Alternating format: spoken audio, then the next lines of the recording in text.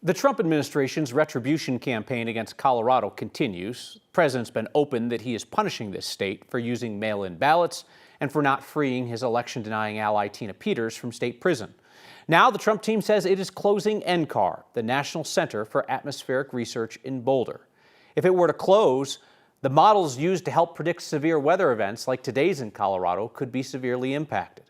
Our Marshall Zellinger explains how every American has benefited from NCAR's work.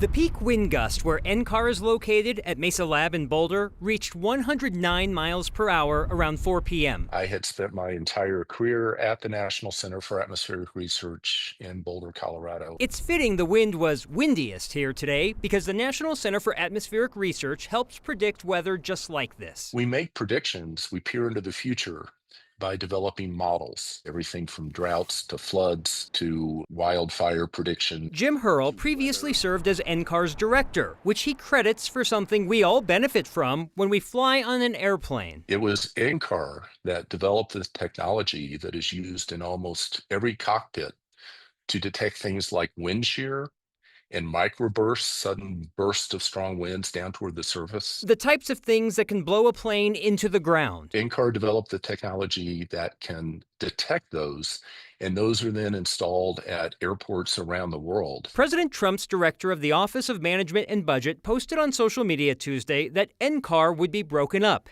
saying it is one of the largest sources of climate alarmism in the country. That NCAR is a center for climate alarmism. Is palpably ridiculous. Former Democratic Congressman David Skaggs served on the board of NCAR's parent group, UCAR. The economic justification for what goes on at NCAR and the research that is done there is beyond reproach. Congress controls the budget. The president implements the budget. Skaggs believes Congress can keep NCAR funded. There may be an opportunity, and if so, it should be taken to insert language in legislation that says the work that NSF funds at NCAR should be maintained, period. The way Jim Hurl described NCAR to me is that it provides resources and tools that would be too expensive for any one university to try to manage on its own. And that if it was dismantled and the work was done, that's currently done in Boulder is suddenly done in a dozen different places, Kyle, that the research would be impacted.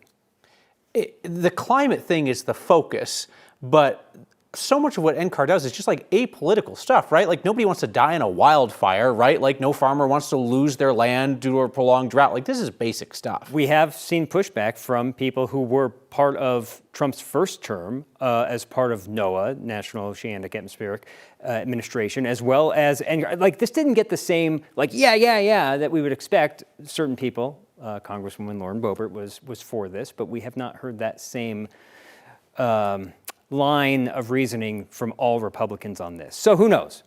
It's another balloon to Colorado right now. Right? Yeah. No, and we know why this is happening. All right, Marshall Zellinger, thank you.